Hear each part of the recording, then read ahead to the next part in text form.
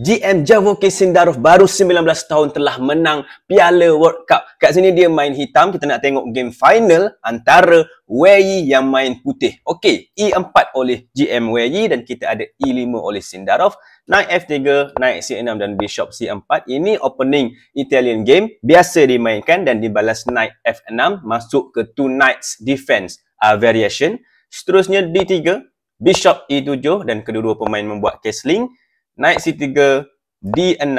Ini biasa saya rasa ramai antara korang yang main opening macam ni lah. Okey, kita sambung kat sini. Putih mainkan pawn ke A4. Kita ada Bishop ke G4 macam biasa buat pin. Dan kat sini Wei Yi tolak pawn H3 serang Bishop dan kita ada Bishop makan Knight F3. Queen makan balik Bishop F3. Dan Knight D4 dimainkan oleh Sindarov serang Queen dan pada masa yang sama nak makan pawn di C2. Jadi Queen terpaksa masuk balik ke D1 sambil kawal pawn tersebut. Okey, kita ada C6 kat sini dengan idea yang biasa dibuat dalam opening macam ni, iaitu nak tolak D5 nanti. Okey, kita ada Bishop lari terus ke A2. Knight A6 kat sini, Rook E1, Queen C7, Bishop E3, B6 dan Queen keluar ke F3. Seterusnya Rook A pergi ke D8.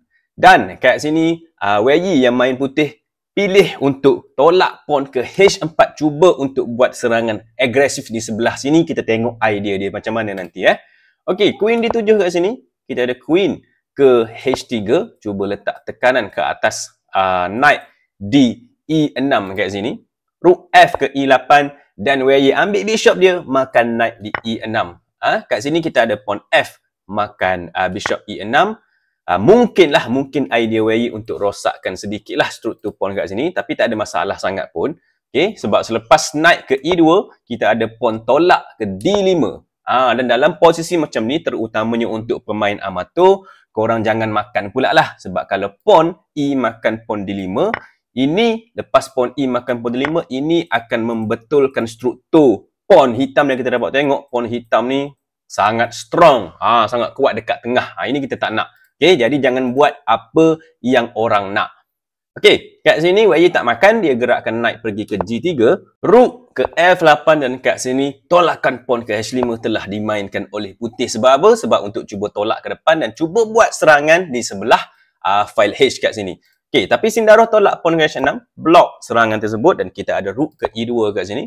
Rook F7, Rook A ke E1, Bishop D6, Bishop D2 dan seterusnya Rook D ke F8. Kalau tengok kat sini dua-dua pemain buat double rook lah.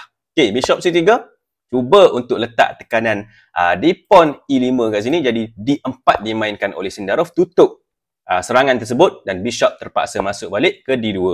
Okey, C5 kat sini, B3, A6 dan seterusnya Knight ke F1, Queen E8, Rook A1, Rook E7, Knight G3, Queen C8. Dua-dua pemain buat orang kata maneuver lah. Okey, letakkan piece ataupun buah di tempat yang terbaik. Kat sini Knight ke F1 balik dan tolakan B5 kat sini. Di posisi ni kalau putih nak makan pun tak ada masalah. Pawn makan pawn, pawn makan pawn. Putih memang akan dapat file A, tapi buat masa sekarang file A ni tak ada apa-apa sangat. Sebab apa? Sebab buah-buah dia terlalu jauh untuk sokong serangan di sebelah sini. Jadi kalau dapat file ni pun tak ada masalah untuk hitam lah. Jadi sebab tu dia tolak B5. Cuma kat sini Wei Yi tak nak pun. Ini dia tak kisah pun sebelah tu. Dia gerakkan Knight dia pergi ke H2 kat sini. Dan kita ada pawn ke C4. Kat sini ada makan pawn. A makan pawn B5. Pawn A makan balik. Dan pawn B makan pawn C4 kat sini. B pun makan C4. Dan di posisi ini sekali lagi untuk pemain amatur jangan duk makan je kerja korang. Jangan. Okey. Kalau makan sini sangat-sangat tak cantik. Sebab apa? Sebab selepas Queen makan balik kita dapat tengok ada beberapa serangan yang tidak menyeronokkan dan pawn-pawn pun orang kata tergantung. Tak ada siapa yang kawal buah-buah kat sini. Okey, jadi jangan duk makan je. Kena fikir dulu sebelum makan apa jadi. Kat sini putih tak makan, dia gerakkan Knight pergi ke G4 kat sini. Kenapa? Sebab cuba untuk mungkin tukar Knight. Okey, kita ada C3 tolak serang Bishop. Dan kat sini Bishop tak lari dulu. Dia makan dulu Knight. Knight makan Knight buat check. Rook terpaksa makan Knight tu. Dan barulah Bishop lari undur ke E1. Kita ada Rook F ke F7. F3. Rook A7. Rook ke D1 lari. Rook A2 masuk dan kita dapat tengok kat sini hitam cuba untuk lakukan serangan ke atas pawn di C2 kat situ. Okey, bishop H4, rook ke B7 dengan idea nak masuk dan cuba doublekan rook dan buat serangan di sebelah sinilah. Okey. Tapi Wei Yi kata dia tak ada masalah, dia pergi queen ke G4. Sebab apa? Sebab kat sini kalau hitam masukkan dia punya rook ke B2, sebenarnya serangan ni tak ada masalah pun. Putih boleh je kawal pawn ni dengan rook C1 dan tak ada siapa yang boleh bantu tambah serangan ni. Sebab kalau queen tolong datang dan tolong nak serang sini, tak boleh. Sebab queen sekarang dia sedang mengawal pawn di E6 kat sini dan mengawal king dia lah. Jadi kalau queen tu lari tempat lain, memang habis dia punya king. Bishop pula macam mana? Bishop memang tak boleh tolong sebab dua-dua pemain ada bishop tapak hitam sahaja. Jadi serangan ke atas tapak putih tidak boleh dilakukan. Sebab tu kat sini selepas queen G4, queen E8 dimainkan, tak masuk pun rook ke sini.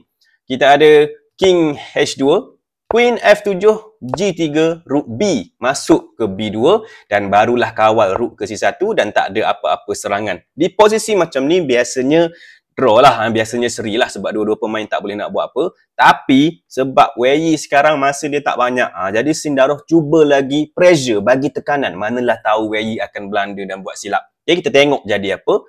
King ke H7, king ke G2, rook ke B8, rook F1, rook B7 dan F4 ditolak oleh Wei Yi. Kita ada pawn E makan pawn F4 dan kat sini gerakan bagus oleh Wei Yi, dia tak makan terus pawn ni, dia tolak dulu pawn ke E5, tutup kawalan bishop tu. Jadi bishop kena lari ke C5 dan kita ada rook makan pawn. Dan kat sini rook tu dah aktif. Dan kat sini kalau korang tengok sebenarnya putih yang ada sedikit kelebihan. Wei Yi ada sedikit kelebihan. Okey. Queen lari ke E8, kita ada rook E ke F2, tengok. Sangat-sangat strong di sebelah sini. Rook A1, queen ke F3, rook B ke B1. Kita dapat tengok Sindarov pun cuba untuk buat counter attack lah di posisi macam ni. Queen E4 check, king lari ke G8. Dan dekat sini.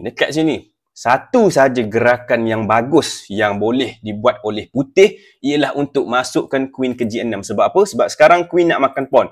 Ada pawn free. Jadi selepas queen masuk ke G6, queen akan makan queen dan kita ada pawn makan balik. Dan kita dapat tengok ini dia punya king sangat-sangatlah terbatas. King putih ada masalah ke tak ada pun sebenarnya. Sebab dua-dua rook ni nampak menakutkan. Tapi sebenarnya king boleh lari dan boleh sembunyi, no problem. Banding dengan king hitam, memang king hitam paling tak best kat sini. Ini patut dimainkan lah. Kat sini queen G6. Tapi disebabkan masa tak berapa banyak, G4 telah ditolak untuk kawal pawn kat sini.